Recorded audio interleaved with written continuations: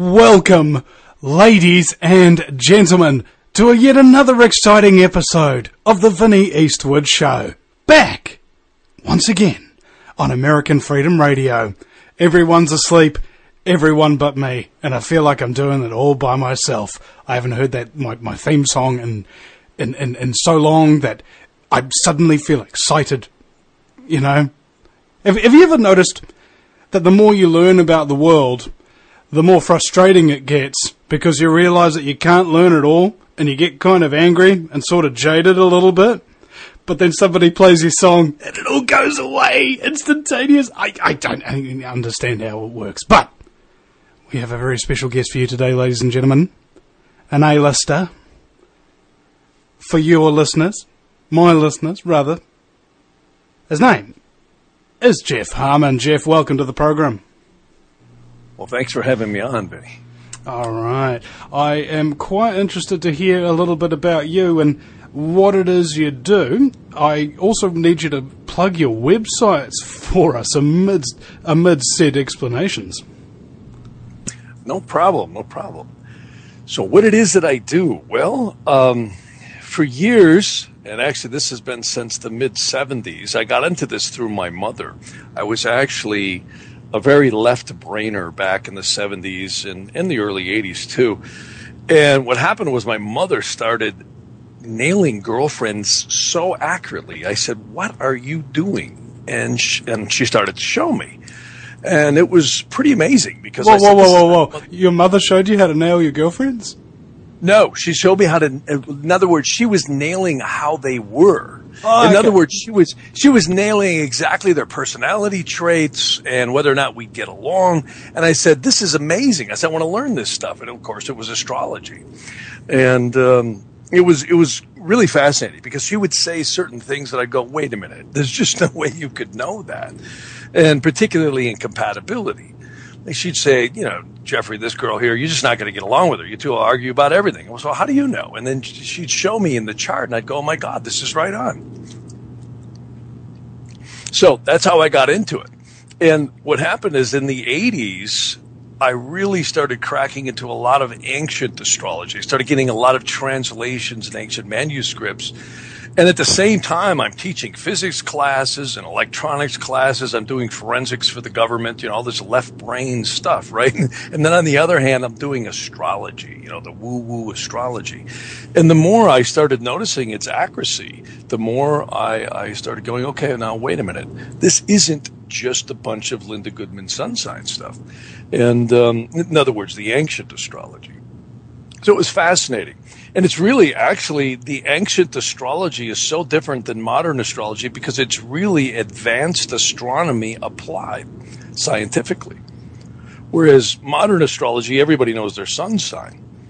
So I was very fortunate to get into this, quite a long time ago. And I have to say, it's never stopped. It's kind of found me. And then I moved to California in the 80s. And it was back and forth between Chicago and of course, Beverly Hills and Hollywood. And I just started picking up clients year after year after year. And you're doing like relationship counseling and things of that nature, aren't you? All kinds of stuff. I have a lot of business astrology that I do. I have a lot of clients in the entertainment business where we do electional astrology, which is signing contracts. I do location astrology. For instance, here's a good example. When a movie is released, they're often very interested at the time it's released, signing contracts particularly. Marriage elections, I do a lot of that. And I do a lot of real estate stuff too. And also business things, people opening businesses, grand openings, filing corporations or LLCs or some type of a legal entity. I've got clients all over the world we do that for. Art galleries, I have fashion companies, again, movie producers. The producers particularly like this stuff because they're the ones writing the checks and they want it to go well. And I also have a lot of A-list actors too and actresses. It's and sometimes I do personal readings as well. I do a lot of that actually. So it's like an amalgam of things that I'm doing. Well, could you give an example? Like, let's say somebody's about to release a company, what would you do for them? Well, a lot of things. First off, there are questions. See, the ancient astrology in India would call it prashna. Prashna is a word that means divinational. You don't need your birth chart, don't need to know what time you're born. And what you do is you can literally ask a question. Now, in the West, particularly in the, I would say, medieval times up to the late 1700s, that was a system called interrogation astrology. And they're one and the same. Prashna and interrogation is simply asking questions. So someone might say to me, if we pursue this particular course of action, is it in our best interest? And I will cast a chart, and depending on what it is they ask, I read the chart, and that gives the answer. And they can either pursue it or not. The other type of stuff I do is electional astrology. Now, that's the stuff I use a lot in business and in personal. For instance, a marriage election is a perfect example.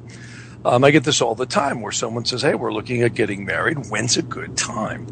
And what I do is I will go through a window of time that they generally give me and see if I can find a chart that looks really auspicious for marriage. And how it works is the eastern horizon at the moment in time the bride and groom are pronounced, that has to be in alignment with the western horizon rulers. And you can't use the modern zodiac. You have to use the ancient one. It's much more accurate. And that's how it works. And electional astrology is very advanced. That's the stuff Ronald Reagan used. That's the stuff many of the secret societies have used from time immemorial. When the king sent his generals out to war, they would always use electional astrology, or most usually they would. Well, just like with many people can have a skill or an ability to read into things a little bit more than the other person, they can be used and they can also be misused. So we're talking about this not to do with Kabbalah, is it? Well, Kabbalah figures heavily in there, and I'll tell you why. No one's quite sure, but some of the best astrology seems to be coming, if you will, BC. It's certainly, I would say, at least 300 CE, BC, whichever you want to call it. That's about the time before the Great Flood wiped out all the civilizations and knowledge and things. Interestingly enough, Babylonia, Egypt, and I would say Greece and India seem to be the real places it's coming from. And well, a lot of the mathematicians from Greece, I think, like Pythagoras, for example, was really into his astrology, wasn't he? Absolutely. Most of them were. Benjamin Franklin was really into astrology. I mean, so many people. Robert Mitchum, which I don't know if you know who he is. I'm sure you know who he is. He's the actor, very famous. And he was a ghostwriter for Carol Reiter, who was the astrology for Ronald Reagan, who everyone just relegated to Nancy's astrology. It was really Ronald's astrologer. They used to meet in Beverly Hills at Nate and Al's every other Wednesday. That's interesting stuff. For coffee. What kind of... I think... Oh, sorry, continue. No, go ahead. No, it's my show. You keep going. I insist. Well, it's just interesting stuff because a lot of astrology is looking at cycles and what is there. Like, for instance, in the United States, the crash in 08 and 09, I mean, I totally saw that coming. I mean, there's a couple of astrologers I hang with, and we all just scratched our heads and said, this has got to precipitate something. And it did. Even 9/11 showed up. I remember in Beverly Hills, I was walking through the living room, and that was right before my son was born. And I said to my wife, I said, there it is. That's the Pluto-Saturn opposition. And that's exactly what happened. So, yeah, I mean, these things really show up on the radar screen. Oftentimes, it's exactly hard to pin down precisely how it'll happen, but something's going to happen. Well, I think it's like the elite, for example, you call them the ubiquitous they, if you will, have been into the occult and have been into these things for quite some time. And I drew the conclusion a number of years ago that the things that they're into that seem crazy or whatever, they wouldn't still be into them if they derived no benefit or if there wasn't something to it. Oh, yeah. Well, and some of these folks are into quite a bit. The rabbit hole goes quite deep. Astrology is certainly one tool, but these people are playing with a lot of stuff. And, I think depending on which circles you're looking at, it gets pretty dicey. There's clearly a lot of stuff going on with magic, and Satanism and so on and so forth. And that's not conspiratorial. I think it's a fact. And I've actually run into that in my practice where I'd have someone come into my office in Beverly Hills and they go, "You wouldn't believe what's happening to me." And I go, "Well, try me. I might. I'm looking at your chart here." And I would hear the tale of what had happened. And it based on the astrologies, particularly using Vedic astrology, which is a very old system out of India.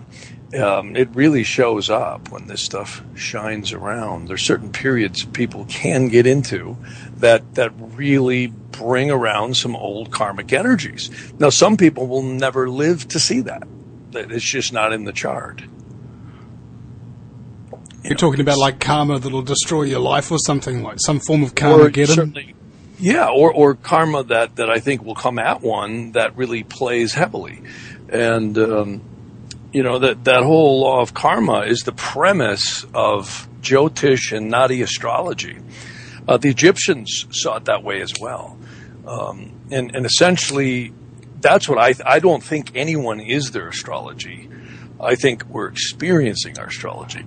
And one of my favorite astrologers who put it quite well, very succinctly, was Rabbi Ibn Ezra. He was very well known in the 11th century. It's actually the 10th century because it was in the 1100s.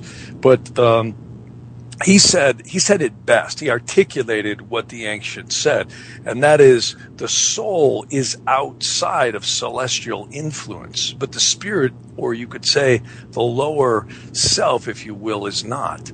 And that's the incarnate spirit, if you will, which is attached to the soul. And the mundane world is influenced by the karmic energies of the celestials.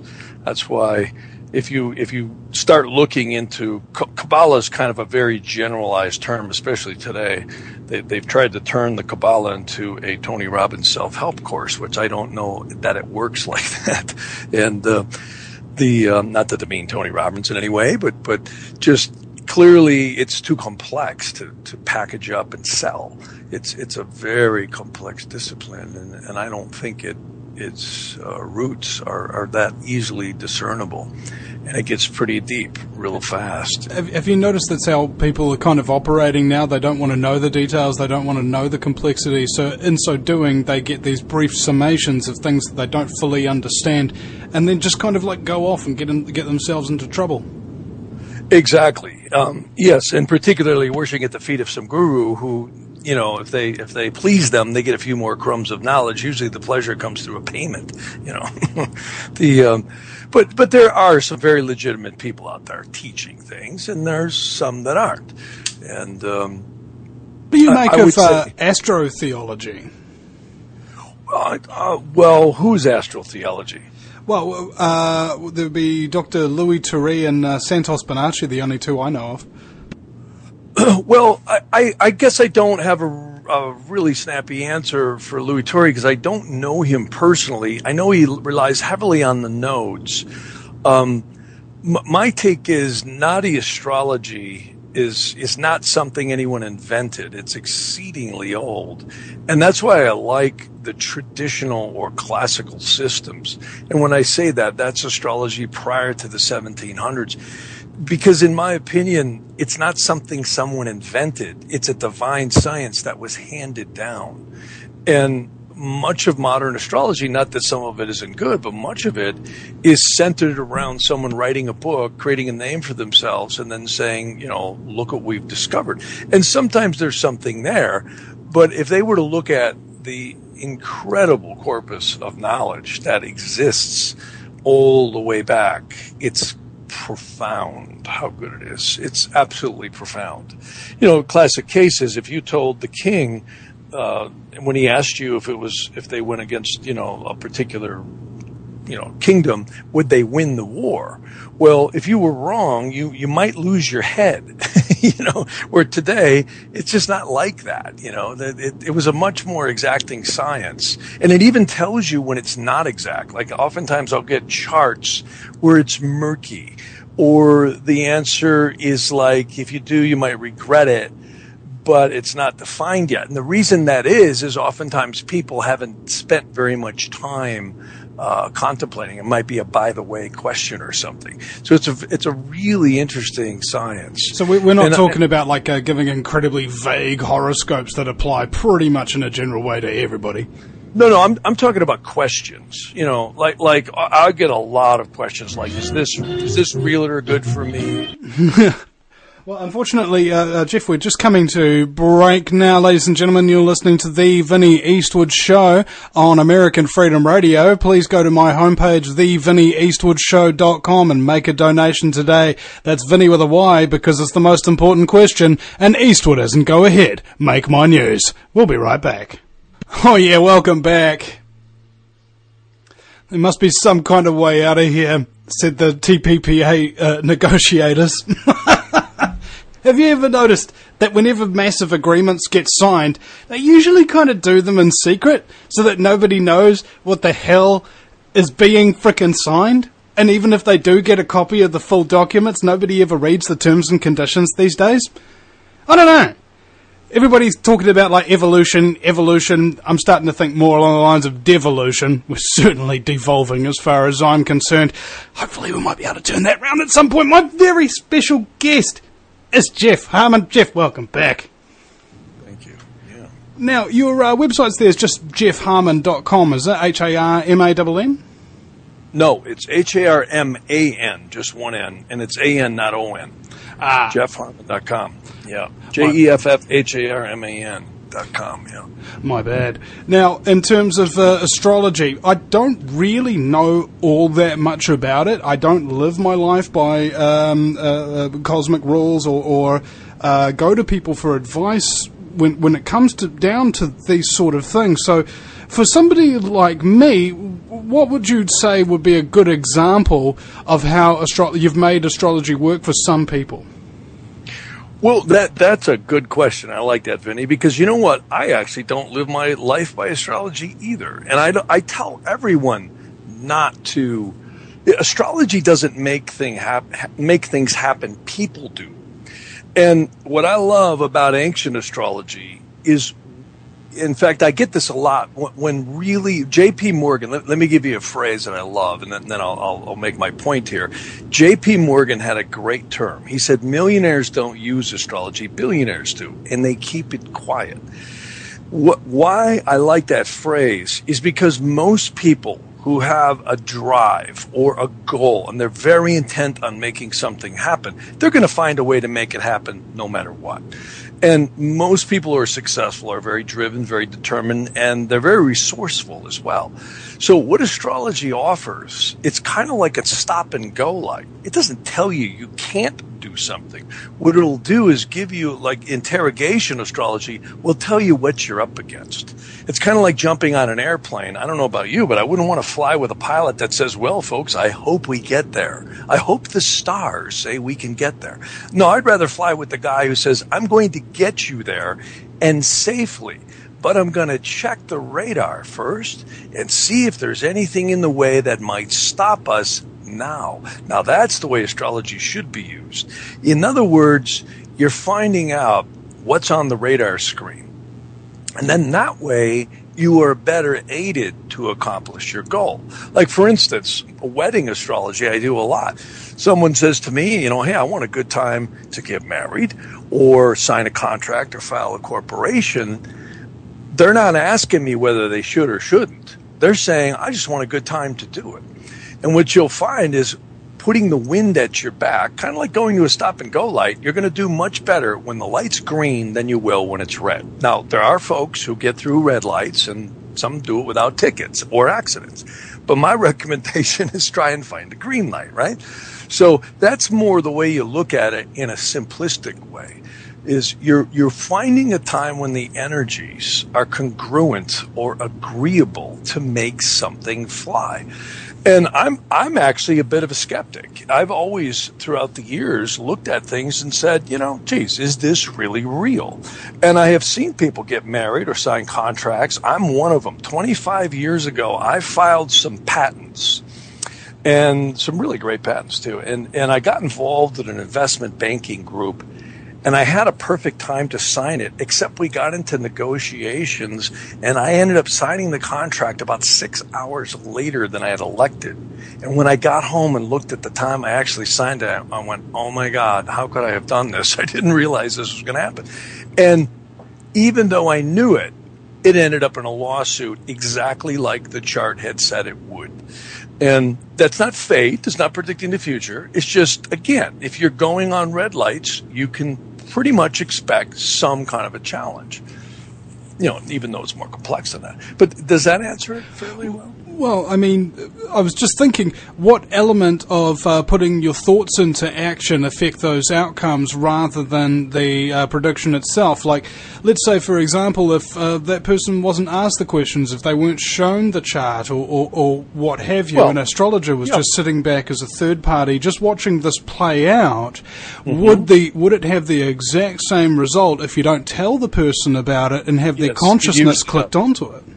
Yeah, here's a classic example. I've had so many people come to me and say, what happened to this marriage? Or what happened to this business? And I go, well, what time did you start it? Perfect example. I just had two really well-known, I can't mention their names, A-list actors a while back.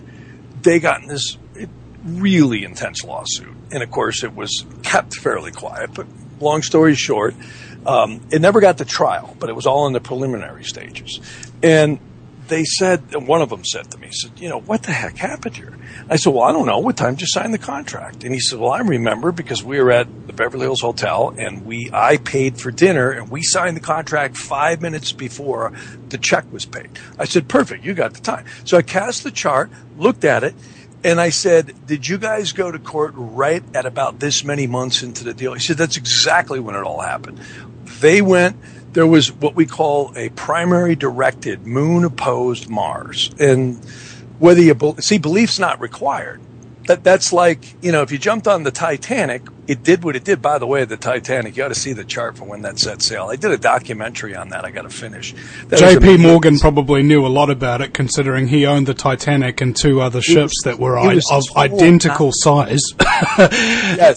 Yeah. And there's conspiracy theories about that, which may be true. Well, he jumped off the not to get on that. No, well, he was on it, and he invited all his competition, like Pittsburgh Steel and all the heads of major corporations who were actually his competition at the time, free tickets and stuff on the Titanic, and he left Southampton with them, and then he jumped off in Ireland, I think, before they went across the Atlantic at full speed. On Queenstown, Ireland, that's right. And there was also the reason there's so many pictures is because there was this, I want to say a Jesuit priest who was a photographer who was also ordered off the ship in Queenstown, Ireland. That was the last stop. Yep. And that's why they have so many photographs of that ship.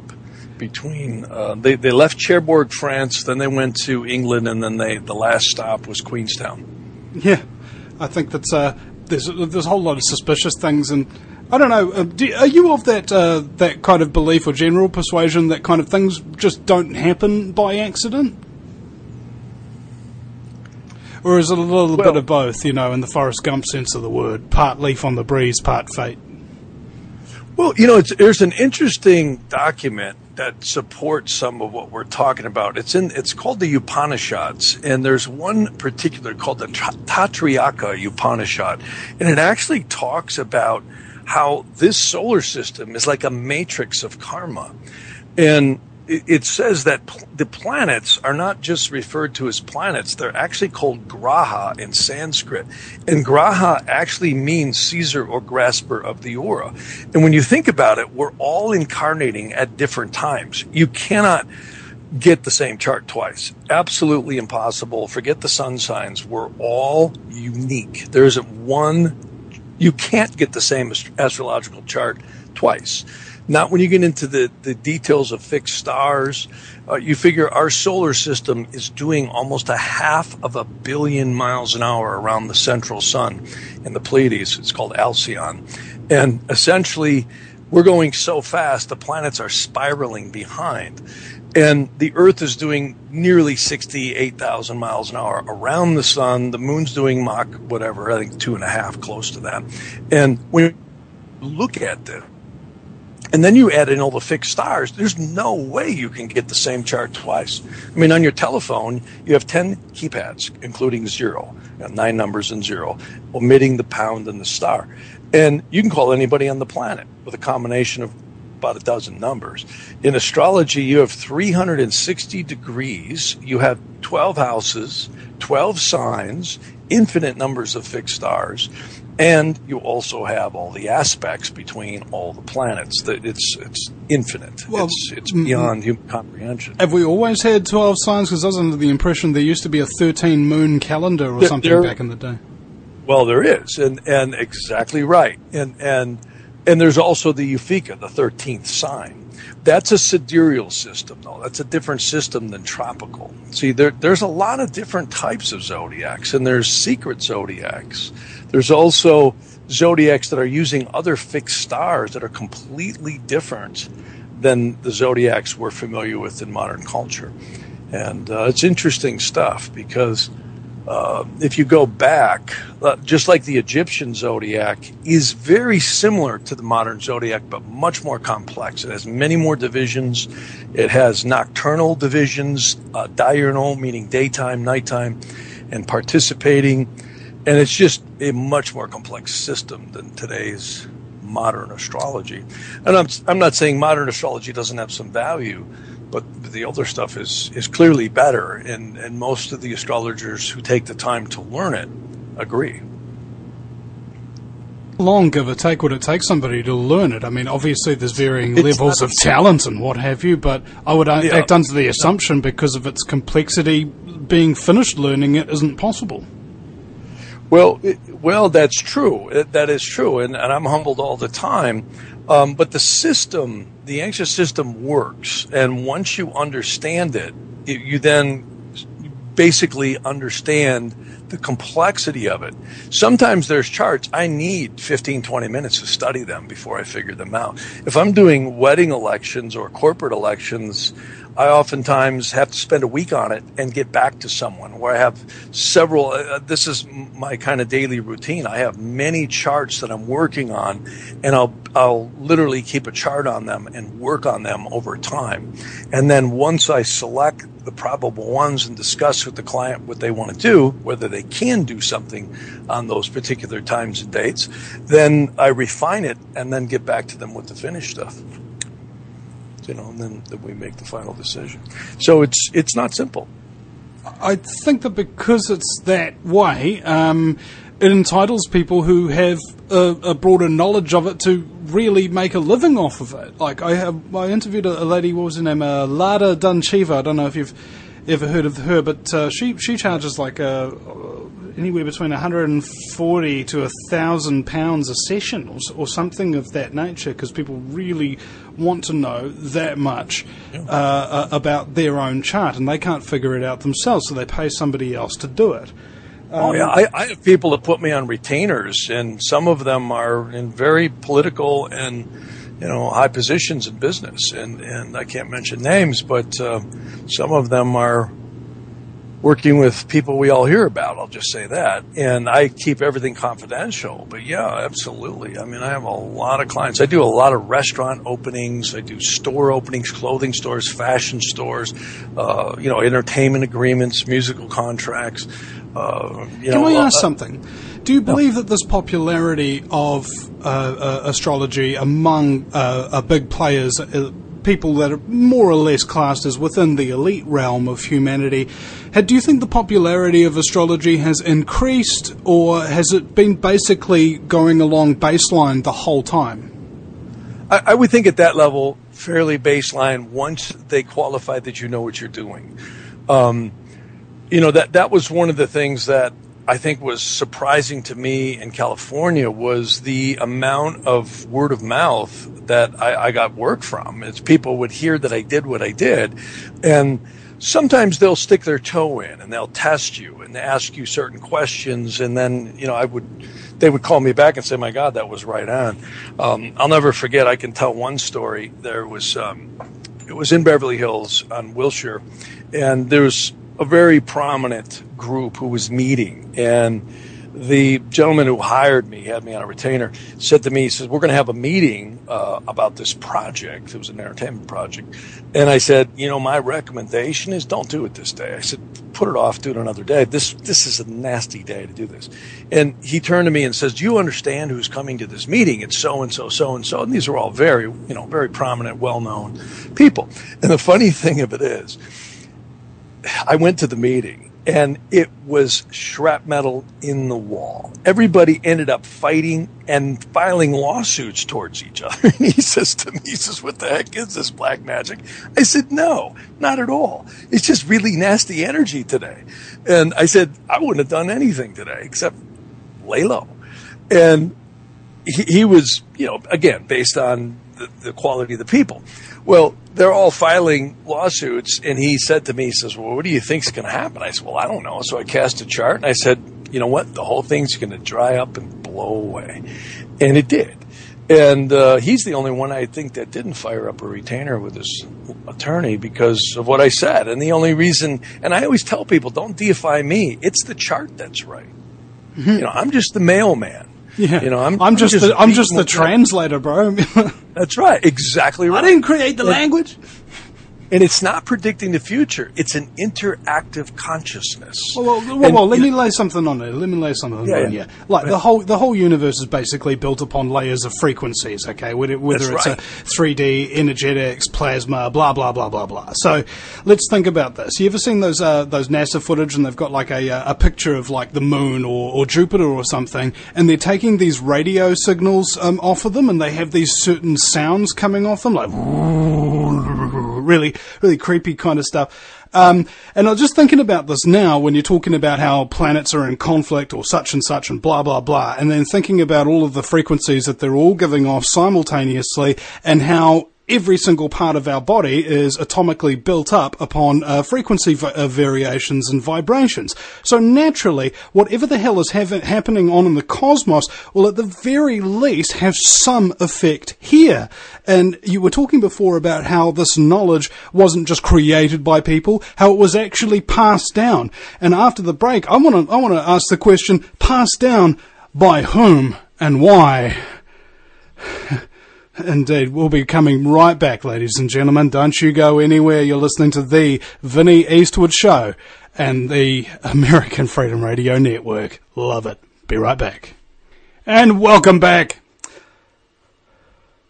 Welcome back, ladies and gentlemen, to the show that's all about the gangster playboy scum on top. It's the Vinnie Eastwood Show. And my very special guest, Jeff Harman, is joining me. Now, we want to get back to that question I asked before the break here, Jeff, about, the frequencies and how everything's sort of built on it, and who brought astrology to mankind and why. Well, first, I really like what you brought up about the frequencies, and I'll tell you why.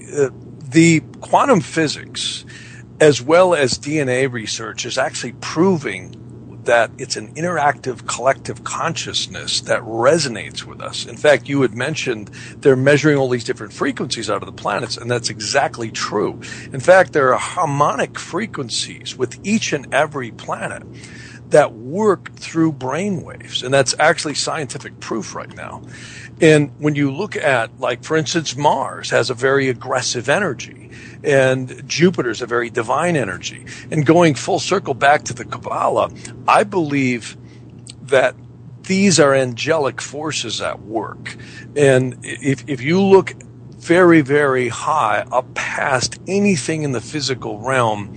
First, there's the divine energy, God, if you will, and then there's the seraphims, the cherubims, and the thrones. Now, without even getting into religion, because I'm with George Carlin, the best thing that come out of the religions was the music. So the point is that the third hierarchy up there, those three hierarchies, appear to be very divine and creating frequencies or vibrations far beyond, I think, anything humanly measurable.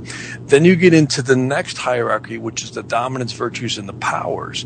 And that still appears to be outside of any of the galaxies, the gas clouds, and all the molecules and everything else. Then you start getting down into the third hierarchy, which is the archangels, the angels, the spirits, the intelligences. And then you get into the fourth hierarchy, which is very parallel to what most religions talk about. Whether you get into the Western religions or some of the Eastern religions, they all talk about some fall, some war. Even in the ancient Bhagavad Gita and many other, stories, if you go back in Egypt, etc., that there's always this story about the war where the spirits fell. Well, I love your commercials because you're always talking about protecting health and, and vibrations and organic, herbs, etc. And I believe one of the reasons GMO and so many other toxic things that are going on in our environment is because there's a natural vibration to herbs and natural grown things that are very close to the divine source that created them. And the more processed it gets, the further away from its life force energy, the more inert it becomes. And most of the foods we eat today are irradiated, gassed, and God only knows what by the time they get to us, and other things as well. But not to get on that track, but this fits right back where you're talking about. There is a divine energy that appears. Quantum physics is actually proving this. In fact, one of the experiments that started it all was actually quite a while ago. It was done by Young back in the 1800s, where he had the double slit experiment. And he was basically proving that human consciousness, or for that matter, observation, affected the way matter acted. So it has an intelligence. And since then, there's been many others researching in quantum physics who are proving that everything is not just molecules and atoms, but it's all vibrational energy held in very specific, repeatable states. And I don't think it's by chance. It appears to be very, very divine.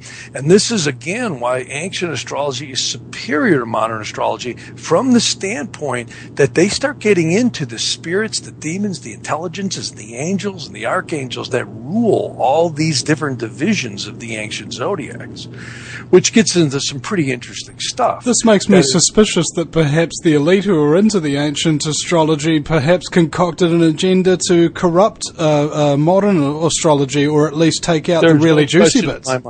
There's no question in my mind. In fact, I can tell you that, and I hate to shine a light here on this, but there is strong evidence that ever since the Vulgate translations, particularly from the Solomonic times forward, and we have the Romans to thank for this. Now, in the Judaism sect, they talk about the Second Temple being destroyed. But I can tell you take the religions out of the equation. There was all kinds of occult phenomena. And I really believe that Solomon had the demons incarcerated. And I think they got let loose. Malachi Martin, who was a exorcist for the church, was very worried. In fact, he actually communicated such to M. Scott Peck, the psychiatrist who wrote The People of the Lie.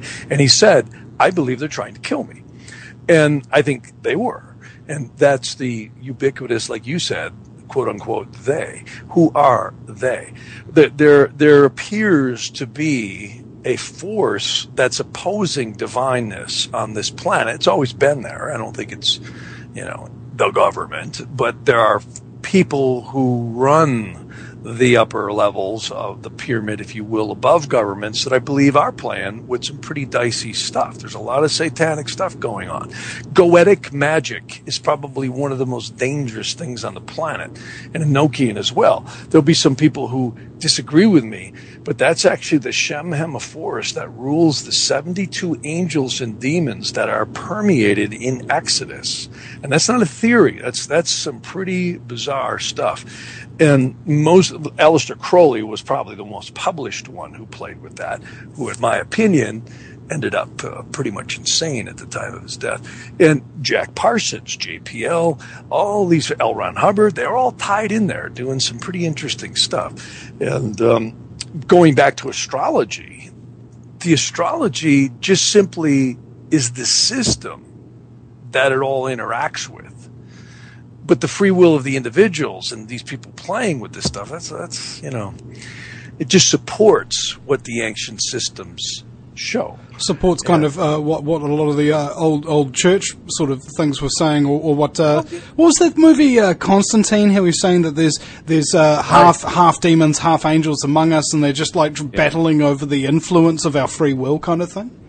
You bet. And I'll tell you, I can show you several documents, and one in particular was the ancient Babylonian Talmud, which it says, alas for the blindness of the sons of men, if they could see what lurked about them on the astral plane. It's also known as the Yetziratic plane, often where we all go when we exit the body, like we call death. I don't believe anyone dies. I think we're all spiritual beings in soul cages having a physical experience. You know that little hollow beneath your nose, between your lip and your nose?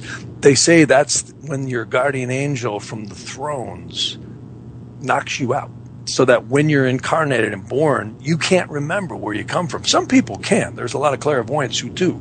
But most of us don't. We get smacked on the rump, oh, it's a boy, it's a girl, and boom, the illusion of your reality begins. And it's like we're all playing scripts with these charts. Oh, dude, they're not odds. I was at a music festival over the last weekend, right, volunteering, and we were on the back of the truck heading in to help with the parking, and we were talking about The Matrix and what our favourite quotes from it was, and I said that one of my favourite quotes was when Neo met the Oracle in the second film, and he said, am I trying to make a choice?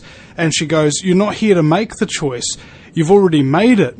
You're here to understand why you made it.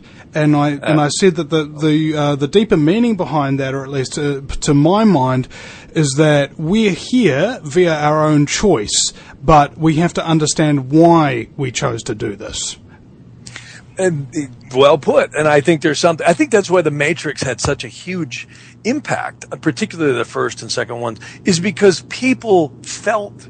And most people feel there's something to that. The movie Ghost I like an awful lot too, with Patrick Swayze and Demi Moore. A lot of truth to that. Some people think it's a little bit milquetoast, but I actually liked it. I thought it was a wonderful script. And my opinion is it's probably very close to that in terms of we dwell down here in the lower planes, if you will, of the astral. And there appears to be 7 of those, times 7, which is 49. Some interesting stuff.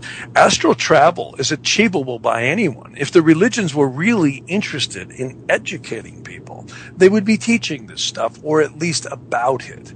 And I'm not saying what the religions are teaching is bad, but it's very incomplete compared to maybe what it could be.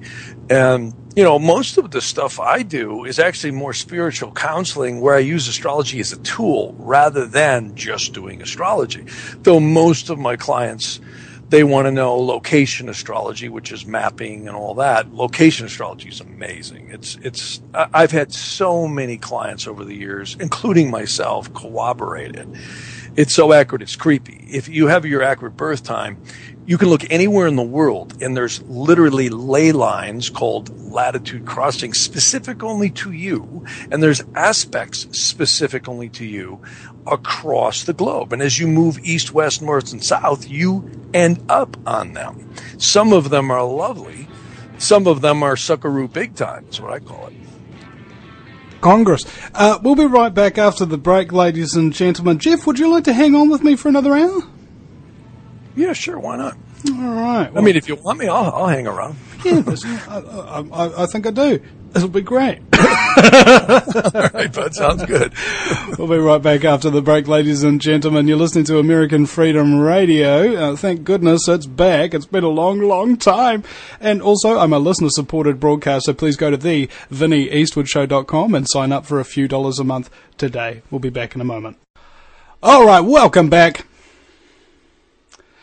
It is now hour number 2 of the fastest 2 hours in talk radio. It's the Vinnie Eastwood Show, finally returning to American Freedom Radio 4 nights a week. That's Monday through Thursday for those of you living in the United States on the opposite side of the date line. And for those of you in New Zealand who don't know what 9 till 11 Central Time means, and there's no reason you should, it's about 4 till 6 p.m. local New Zealand time until we get into what's it called, daylight savings. That's always a real bastard. I hate that stuff, man. Like, dig this. Right now, normal time, okay? It goes to all the normal times throughout the summer. And then all the normal times throughout the winter is 2 hours earlier. I remember when I first started at American Freedom Radio in 2010, when I was doing 5 till 7 a.m., and then that became 3 till 5 a.m., 5 days a week, including Saturdays. That was some rough stuff, bro. My very special guest is Jeff Harman. Jeff, welcome back, son. But thank you. You know, I wanted to compliment you again. I like your commercials because they focus a lot on organic materials and protection of the body. You know, it's just not to digress here, but in the 60s, my mother used to have medical astrology sitting around on the table. And I didn't give it much thought because I remember I said earlier, it was not until the 70s that I got into it. But then later I said to her, you know, what is this stuff? And she started showing me how there were cycles that could show when health challenges could ensue. And also there's another type of medical astrology, which is divinational or interrogation is what they call it. And I can't practice medicine. I can't give medical advice, but I've had a lot of folks, including with their animals. I'll get people with cats, dogs, horses, you name it. They'll ask questions. And it's amazing what insight you get to the energetic imbalances or when something might change. It even gives you timing. I've worked a lot with doctors on this. There's another type of astrology called Ayurvedic. You probably heard of Ayurveda. Ayurvedic is a branch of the Vedantic astrology, which essentially looks at genetic, or you could say physical imbalances, and it seeks to balance the chart with a number of different herbal supplements or just awareness in certain things. And then there's also gemstones and remedial measures that can be used to support these things. And I have to say, I was skeptical many years ago. I've had many teachers. Some of them were wonderful. Some of them weren't. And most of them are not around anymore. And long story short, I can tell you it's amazing. So I love your commercials. I just want to say that. I like them too. And it's it beats Coca-Cola and Burger King advertisements, to say the least. You know, and dig this, bro. Just a New Zealand example for you. Advertising's not really providing a whole lot of revenue for people now because people just don't want to watch the ads because they're advertising crap that they don't want. To a large degree, and they're just trying to kind of manipulate you and use all these quick little catchphrases and oh my god. But dig this. It's mind control. We've got this big private media company in New Zealand here called MediaWorks, right? And their CEO, former CEO, is now the government communications minister. And that government communications minister brokered a $40 million bailout for this one little old New Zealand mainstream media company because they couldn't pay their broadcasting bills because of their amount of advertising, even though they were advertising, you know, major corporate banks and Coke and Pepsi and goodness knows what other kind of crap. And it just occurs to me that, look, I don't think that people appreciate the volume being doubled and being sold crap that is bad for them all the effing time. Yeah, that's for sure. I mean, how many people have sat there and just yelled at the television? I love the drug commercials, where they say, and the side effects are boom, boom, boom, boom, boom, boom, boom, and after 30 seconds of that, you might get another 30 seconds of how great it is. Yeah. Are you feeling slightly depressed because you just broke up with your loved one? Well, try this, and it'll make you feel better. Side effects include massive depression and death and suicide. Yeah, right. Exactly. It's like, bend your mind around back. You feel like Taffy when you're done watching the commercial. It's like they're insulting my freaking intelligence, bro. I mean, like, I can't even do it anymore. I had to throw the television out. It's literally under the house gathering mold as we speak. Right, it's just resting on the dirt. That's how little an F I gave about my TV. That's how much advertisements made me hate it. Yeah, that's one of the things I liked about George Carlin. He would always point out the irony in things. It was just really genius. Mm-hmm. Well, sometimes what was it? There was an ancient story. I think it was this myth that came out of Rome that there was this book, and within the book contained pages that would tell the future. And the emperor at the time, I forget who he was, expended large amounts of gold and men in pursuit of this book. Find it he did. And he was very upset when he found out what the future held. It foretold of a grain shortage in Rome, that all the grain that they had to feed their people would go mouldy. And so in an effort to counteract this prediction, he confiscated all the grain from all around Rome and put it in a big, giant granary that he constructed and ordered it under guard 24 hours a day. The granary, however, wasn't constructed perfectly well, and it had a few leaks in it, and all the grain went mouldy. Now, Imagine that. Now the moral of the story is sometimes the very actions that you take to prevent certain outcomes that you don't want to happen are the very actions that are required for those outcomes to come to pass. That's right. Sometimes, yes. Mm. Yeah. Now that brings me on to a question for you. If you can do like your own charts and things like that, or does somebody else kind of have to do it for you? No. I can do my own charts. It depends. My birth chart stuff, absolutely. Cycles are amazing. One of the things I love about Vedic astrology is you can never ever be in the same place twice. It has something called doshas, which are cycles that commence from the moment you're born. And interestingly enough, it appears the sphere of the moon is, on an astral sense, the last place you go through. And it's the lunar mansion. See, there's so many different secret zodiacs in ancient astrology.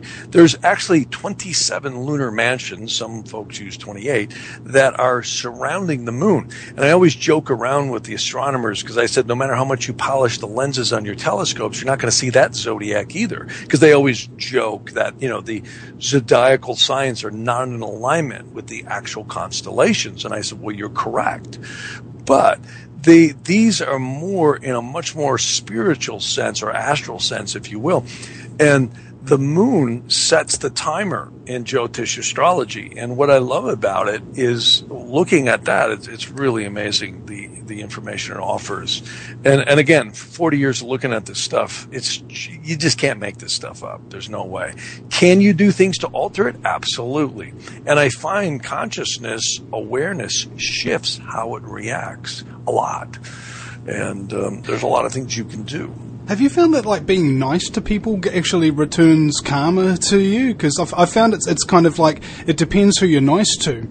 Because if you're real nice to a psychopath or whatever, you crap out of luck, bro. I'm sorry.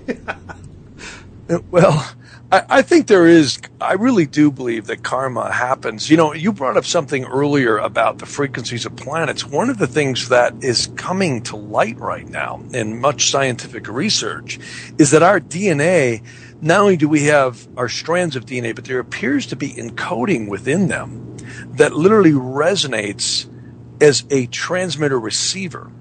And what's fascinating about this whole topic is that everyone appears to be doing it uniquely to their resonant energy. And if you look at astrology in an ancient sense, we all appear to be resonant energy patterns in the physical body that are completely unique from one another. Like I really despise modern astrology where everyone's a Pisces or a Scorpio or an Aries and all this. And I always laugh and say, no, you're not. You're a soul having a physical experience. Look into the eyes of anyone. There's no one exactly the same. I always thought about making a new astrological term with two turds circling each other called feces. That's a good one. I haven't heard that one yet. That's modern astrology. Right. It really, I call it love, light, and cluelessness, because what it is it's just this airy-fairy crap. Not that there isn't some accuracy to it. There's clearly some resonance. But when you talk about compatibility, like I do this all the time in business, like someone will say to me, hey, if I hire so-and-so, do you think we're going to get along in a high position? And sometimes I won't have their birth chart. We'll just look at an interrogation chart. Or they may have their birth data. And what's interesting, and couples, I do this all the time, forget the sun sign stuff. In Vedic astrology, if you start comparing compatibility, if you have a couple with Moon and Mars aspects that are nasty, zebras are zebras and tigers are tigers, they're not going to get along. Even though you could be compassionate and, like you said, being nice to someone karmically, but I'm sorry, but lions eat zebras. That's what they do. They're not doing it to be mean. That's just what they do, and it's like that with people too. When I see Sun-Saturn aspects, the one with the Saturn on the Sun dominates. Now I see certain, like here's a good example. There was an astrologer and I back in the 90s. We would date different girls and we would try and compensate for incompatibilities. And my conclusion was, after a long time, not a chance. It's just zebras are zebras and tigers are tigers. And it's interesting how I met my wife was actually at a gas station in Malibu. And we exchanged cards. She had a little bumper sticker that said, I love England, and she loves the crop circles, right? She was researching crop circles. And actually, she wrote for UFO magazine. And I didn't think anything of it. We exchanged cards. And about a month later, she called me and said, hey, remember me? I said, yeah. So we met at a little place called the Earth Cafe in West Hollywood. And I brought my computer. And I immediately cast her chart. I said, do you mind if I run your chart? And she said, no. So I put it in there. And right off the bat, I noticed, wow, we're compatible. We had a Moon-Venus aspect. And the Mercuries are in the same sign. I'm like, okay, throw the chart away. No bad aspects, really good. And I see this all the time, whether it's in business or in compatibility. If there's resonance between benefic planets and there's no malefic aspects, you're going to get along with them. If you have neutrality, it's kind of like that. It's neutral. There's no attraction. There's no repulsion. So, again, this is much more scientific than sun sign. I mean, forget Libras love Scorpios and all that crap. I mean, that's, again, love, light, and cluelessness. The ancient methods of Nadi and Jyotish astrology are astounding. And I'm not saying that. Well, there's much evidence. It just is. Yeah, well, there's much evidence to suggest that ancient people had a far more advanced technologies and understandings of the universe than we do today, which is why it's been given rise to the belief that they were given their knowledge by star people and aliens and things like that. Right. In fact, the rishis in the ancient, there's the Aryan infiltration, which appeared to happen a long, we're talking 4,000 years ago in the Indus Valley, where they claim a lot of early civilization happened. They were called rishis, which meant seers. We get the same thing in Egypt, the same thing in the Kabbalah, where they would literally have visitation, call them angels, call them aliens, call them space people, whatever it is. And I believe a lot of this was angelic visitation as well as alien. And there is no way anybody by reductionary observation came up with the complexity of Vedic astrology and the ancient Egyptian astrology. Not a chance. You could not sit on mountaintops, watch this stuff, come up with this kind of...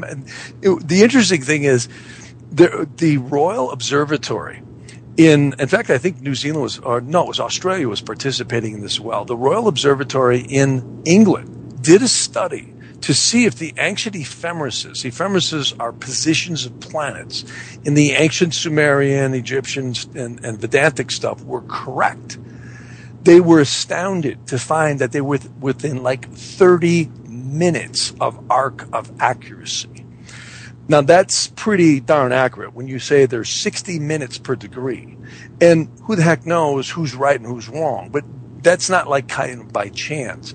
And when you look at the divisions of the especially in Vedic astrology, all these, they're called Vargas, they're divisional charts. I mean, you can't make this stuff up. There's no way. And there's no way they came up with this by, again, observation.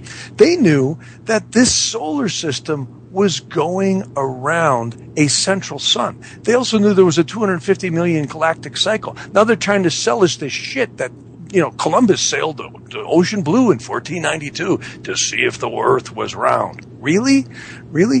When the inner, like John Dee and Queen Elizabeth and some of the scrying, and then you go back into some of the Kabbalists, not a chance. They're what they sell the public and what was known on the inside is two completely different things. And I can prove it. I've got manuscripts here. They were measuring latitudes, longitudes, and declinations of planets, 2,000 years ago. Now, you want to tell me that they're going to sell me that they thought the Earth was flat? Well, I think knowledge is power, right? And so hence the powerful decided to occult and secreted that knowledge away so that they couldn't give the power to everybody and level the freaking playing field. That, I think, is quite the case here, yeah. Yeah. Well, the world suddenly makes a lot more sense if you think like a psychopathic criminal scumbag once in a while. Or, just with critical thinking alone, right? Yeah. Well, exactly right. I wonder why they would make GMOs and stuff that are like running rampant and taking people's farms all over the place with stupid, frivolous lawsuits. Because they're a criminal psychopathic scumbag, maybe? Just taking a stab in the dark here, bro. They're possessed, Well, that's another aspect I wanted to actually get into with you now. I mean, we're talking about this spiritual battle and aliens and angels and demons and things of this nature. I mean, let's think about it metaphorically for a second, and let's think about this.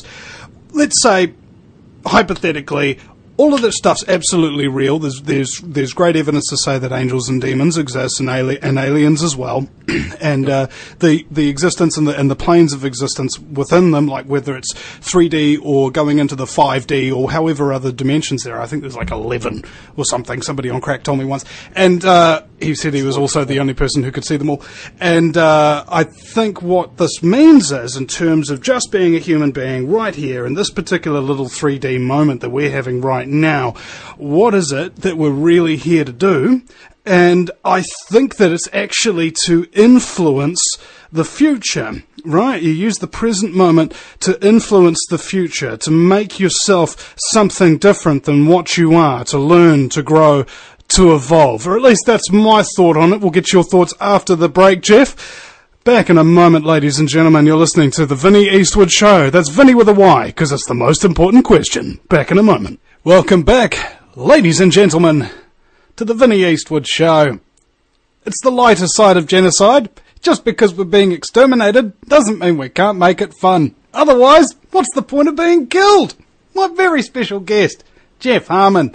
Now, Jeff, as we were coming back, going to break earlier, I was talking about, hypothetically, let's say angels, demons, and aliens are all real, and they gave us astrology, and there's a purpose to our existence. And I was saying that this purpose is basically to grow, evolve, experience, and influence the future when we won't exist. To basically somehow either leave a mark or create sort of dams, as it were, to channel energy for future generations. What's your perspective?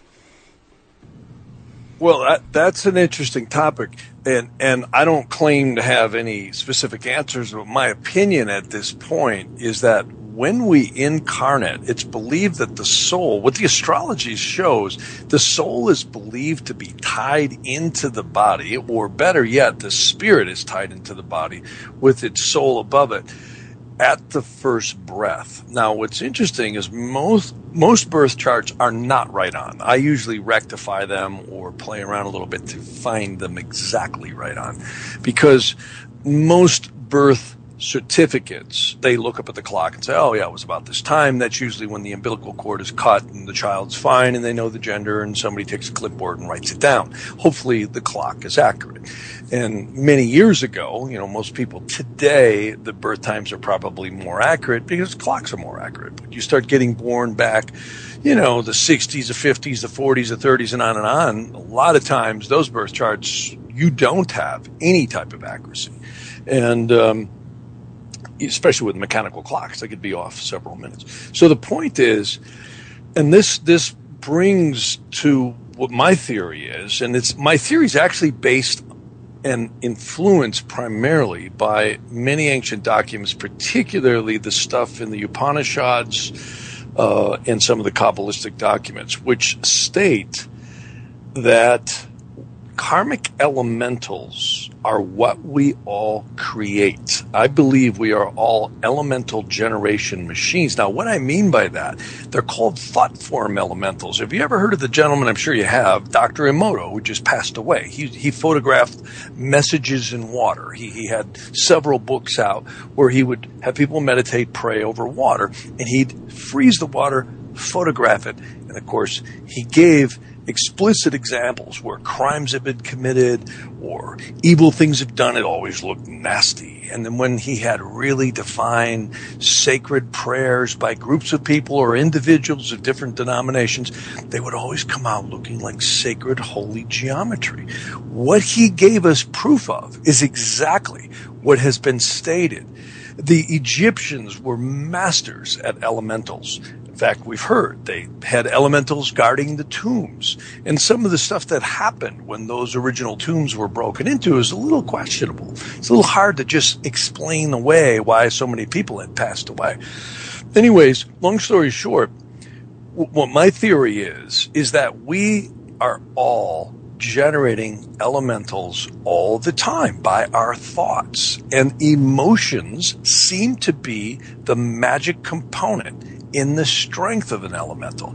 So in other words, if you're really, really, really, really excited about something, you're creating elementals much stronger than when you're just sitting there watching images flashing on a TV. So the third eye chakra appears to be where these come from.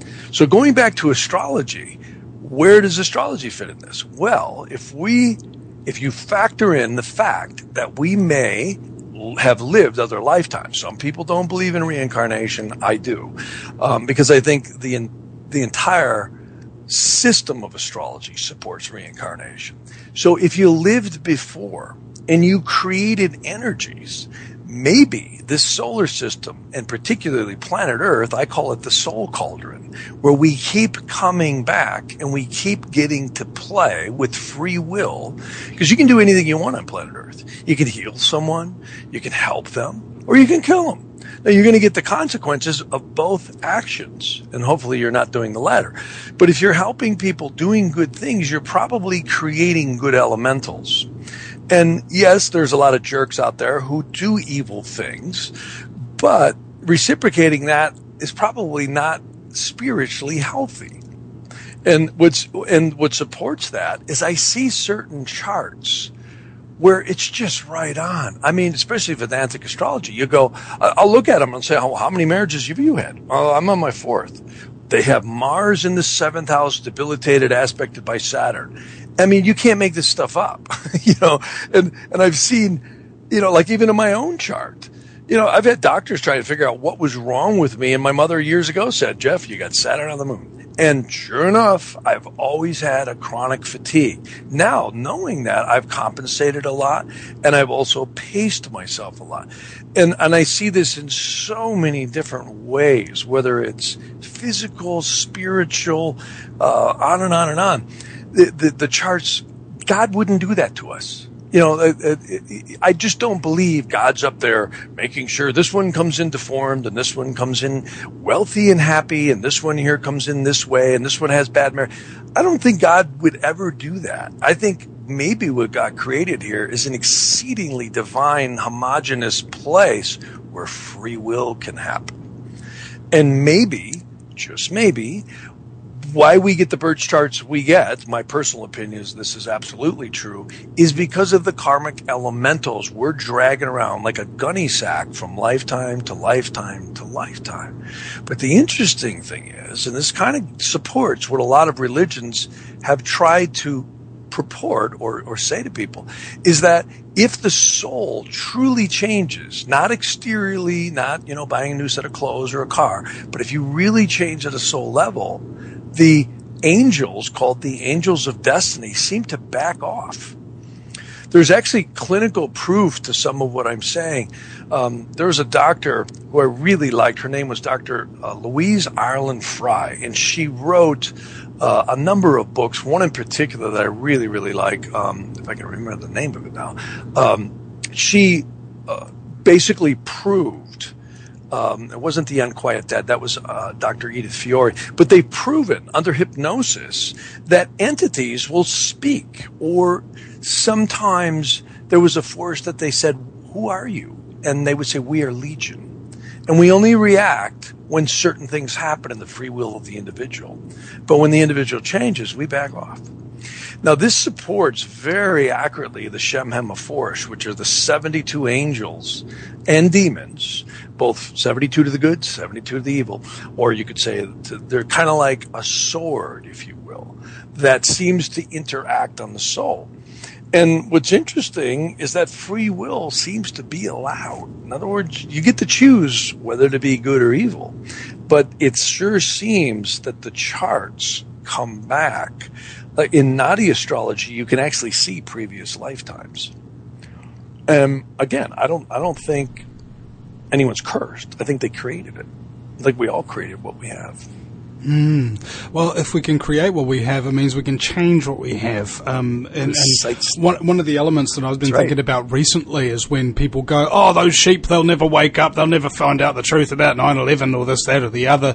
And I'm like, well, bro, are you saying that you, woke up by yourself? You didn't watch no documentaries. You didn't get told by nobody. You didn't ridicule anybody before finally accepting the truth after a long period of time where you're denying it to yourself because it really, really doesn't sit right?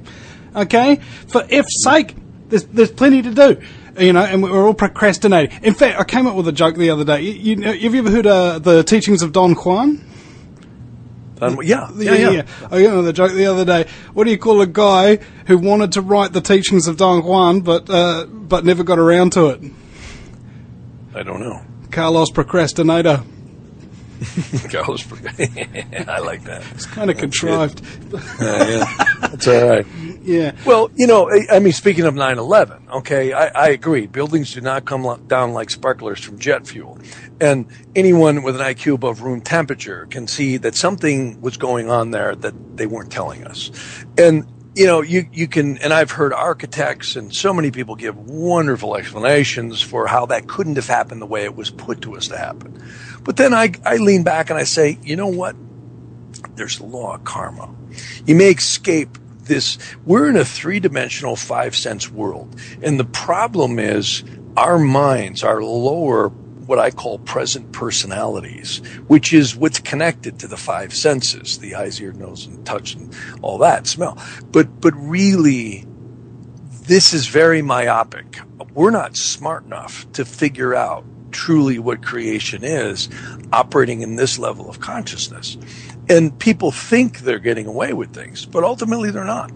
And the astrology supports that, or they wouldn't have the energies locked into these charts that they do. So we're creators of, I believe, what we ended up with. And what's interesting is if we start to alter, it does change. And that's why I think some type of spiritual practice, meditation, or conscious self-awareness is probably the most important thing in whatever your faith or belief is, really is the key to this stuff. It really is. You won't take away, but you react differently to the energies. And again, you've mentioned George Carlin a number of times here, so I don't know about you, but I'm of the belief structure that part of divinity is comedy, having a sense of humour, because I found that the worst people that I've ever met are people without a sense of humour. Well, I actually worked with George. I met George back in '94, and I actually had the chance to record him in the studio. How I met George, I was working on a film soundtrack, and I said to the manager in the studio, I said, this place really sounds like crap, and he says, yeah, I know, we've been trying to get it sounding good. I said, well, that's what I do. I said, for years, I owned a recording studio, and we did film and music and commercials, and I said, I modify mics and so on and so forth and councils. And he said, well, let me talk to the owner, who was George Carlin and his daughter, Kelly. And that's how I met George. And he was, again, he was character. Oh, my God. Meeting him in person, he's funnier there than he is on stage. And he's funny on stage. And George he got a little coarse, too, I might add. But his humor was amazing. If anybody ever wants to listen to something, one of my favorite pieces of work George ever did was called Language Complaints. He was in Washington, D.C. at the Press Club. There's not one expletive in the entire, the entire exposition he did. Absolutely amazing. If anyone wants to question that he wasn't a very intelligent individual, watch that. George Carlin, Language Complaints. He basically busts on what politicians do to twist the language around. Yeah. Mind control. Well, I was told by Dr. Bill Deagle once that the two highest IQ jobs that you can find in terms of, the people who get attracted to them with the highest IQ is theoretical physicists and comedians. Now, and I theorize that it's for the same reason. Both are a way of simplifying and making solid, complex equations. And that's essentially kind of what comedy is for me. I mean, I watched a video recently. Good analogy. Yeah. One of my listeners invited me around to his place, and they showed me this video of these guys playing music to these things that had either dust or water in them, or a Tesla coil or whatever. And you found that these elements actually, just like that, the ice experiments with the Japanese scientists that we were talking about earlier, that when you plug particular types of sounds into the elements that you've got around there, they produce these exact geometric shapes and patterns and what have you as well. And I was just kind of querying, just thought of it now, I wonder what kind of geometric shapes and patterns would be produced if you were to play laughter, like real, human gut laughing. Oh, he did that. Yeah, Dr. Emoto. Oh, yeah. In fact, you're broaching a subject I love, and that is, see, the ancient systems in Vedanta and the Tibetan lamas, they called them samskaras. They had other names for them too. Samskaras was a term that actually meant a thought form resonant frequency. See, everybody, when we think, we are if you become clairvoyant, you watch someone's aura, you can actually see they come out of the third eye chakra, go out into the aura, and they generally re-enter the base of the spine, right at the back of the neck. In fact, I've sat in like a bar or a nightclub, and I've watched when people get drunk, you can actually see the strange entities enter their aura because their aura gets knocked down. And we're all resonant beings. This three-dimensional, five-sense world is so myopic compared to what we're really around. Human divinity and animals are so amazing. You take the finest robot on the planet, it doesn't have the dexterity you do when you pick up a cup of coffee. You look at a bird coming in and landing. There isn't a plane that can do that. Not with that kind of dexterity. Language, all language is divine. In fact, if you look at the expression, you take a computer and you have it come up with an idea and express it verbally the way you do, not a chance. Artificial intelligence cannot do that. I'd like you to continue on with us after the break, Jeff. We've got one more segment with about 10 minutes in it. So thank you very much, ladies and gentlemen, for listening. Very much appreciated back at this inaugural broadcast and the return of American Freedom Radio. Back in a moment. It was funny. American bonkers. It's the worst kind of bonkers there is it not? I was just talking today with one of my friends here in New Zealand, and I was like flooding out American Freedom Radio everywhere, saying to everybody how awesome it is and what have you. What I like about American Freedom Radio is that you don't have to lie about how awesome it is. It actually is that awesome, bro. You could even exaggerate it, and it would probably still make the mark. But anyway, she was saying something along the lines of, but we're in New Zealand.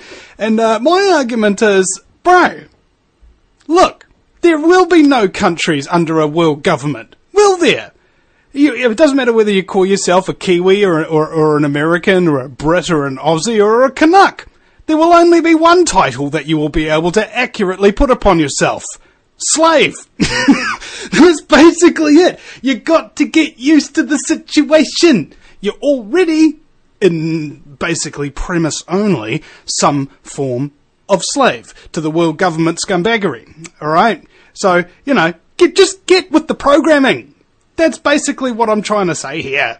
Just listen to American Freedom Radio all the time. Support it. Donate it to it. Buy the products. And for goodness sake, try, if you can, to spread it around to people. Right? Tell people about the Facebook pages. Put the website on your own if you can. Help us really to relaunch this network, because it's been like an 18-month down period. No woman's ever gone through that in her life. I can guarantee you. That was a really bad joke. I'm sorry. Jeff Harman is my very special guest. Welcome back, Jeff. Yeah. You and I were talking right before the break. One of the things that I believe is genetic and karmic consciousness is encoded and transmitted and also attached through our DNA. And I think the reason we're incarnated at the times that we are is to play that out. And conscious self-awareness shifts that. Now, when you talk about the chemtrails and all that stuff, there is an overt attempt to dumb down human consciousness. In fact, what's interesting? I just put on a newsletter just recently that says we have been in what we call a Uranus-Pluto square, and that has actually been going on ever since 2012. And Obama just signed in a major act, and you mentioned that earlier, where they're basically rubber stamping everything, and then nobody had time to read it because some law firm came up with a 4-ream thick set of laws that nobody could read if they lived to be 80. But the bottom line is, or at least understand it, let's put it that way.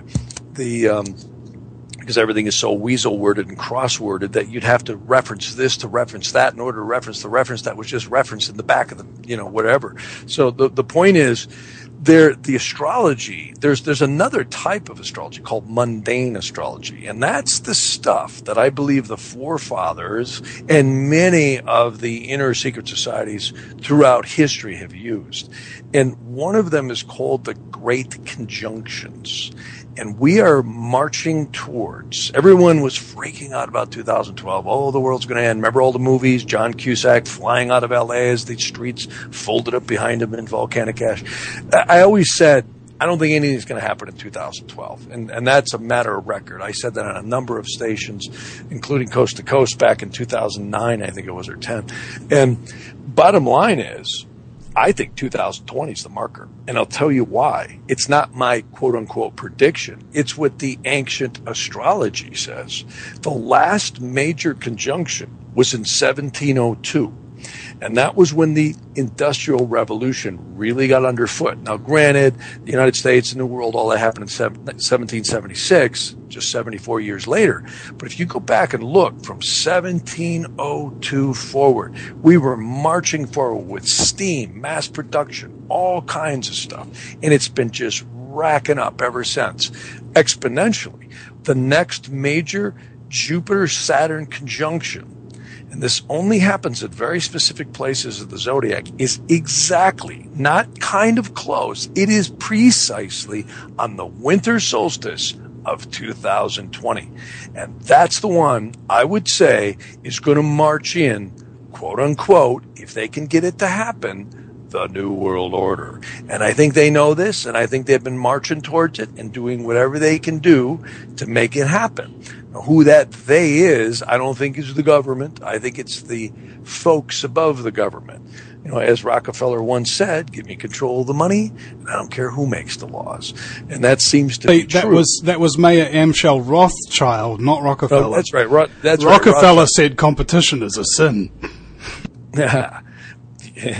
Well, it's an interesting little place, this Ukraine situation right now. Do you know that I don't know if you know this, but almost all the Hollywood moguls, and I say moguls, I mean Jack Warner, Louis B. Mayer, all the big wigs, and those are the only ones we know about, came literally from a little place within 100 miles called Galatia, and that's right in the western Ukraine area. Ukraine is a very strategic. Rothschild came out of there. Rockefeller came out of there. The whole Rothschild family came out of there, the original ones. And you look back, the mysterious World War I, which all the head scratchers still can't figure out exactly what happened there. And then, of course, World War II was repositioning of the wealth and control of it. Well, we're marching towards, I think, a time where we're going to hit such advanced technology. I think Tesla technology is going to become... It's already there. It's been there. It's been suppressed. I think 2020 is the marker where we're going to see this world explode in technology. The question remains is, will we be the incarcerated mind control slaves, or will kind of divine providence and maybe our own conscious awareness keep the evil side of it off center and keep it marching forward? Because if you look backwards in time, evil and good has always coexisted. Good seems to prevail. Not easily, but it seems to always prevail. With great sacrifice. With great sacrifice, buddy, you bet. I mean... Yeah. Oh, sorry, go ahead. No, it's, and you're right. You're exactly right. And that's kind of where I think it's at. There's a lot going on right now in the Middle East with this whole ISIS thing, these backdoor funded terrorists, which is very mysterious, I might add. And then you look at the whole issue over there in Ukraine. We are cooking right now in a very precarious situation. Do you know that there was 7 aspects to this Uranus-Pluto square? And the 6th one was on December 15th. That was precisely the day, to quote George Carlin here, that the owners yanked the oil prices down and threw Putin on his knees. And because that's what that was all about, in my opinion. They yanked the world global price of oil down to almost half its cost. And what did that do to him?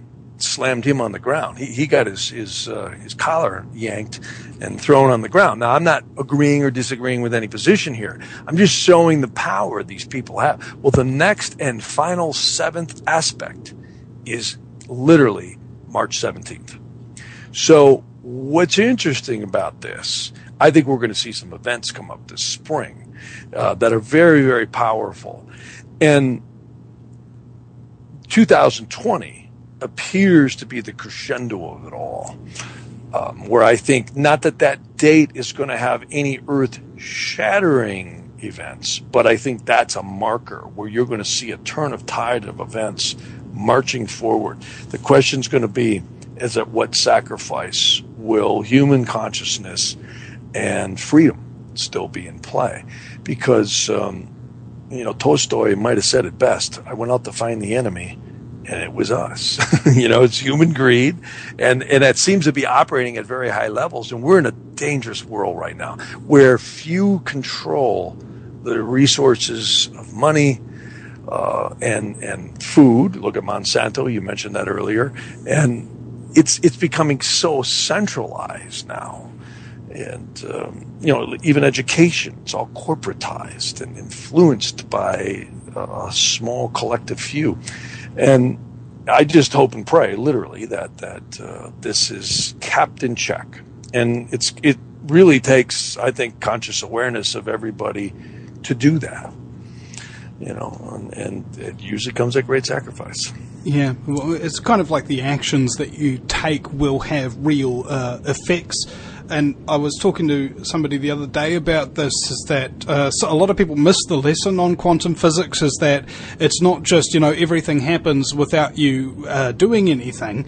It's actually, you'll get these ideas that don't exist. Okay, you can think up something that doesn't exist, whether that be a movie script or an invention or what have you.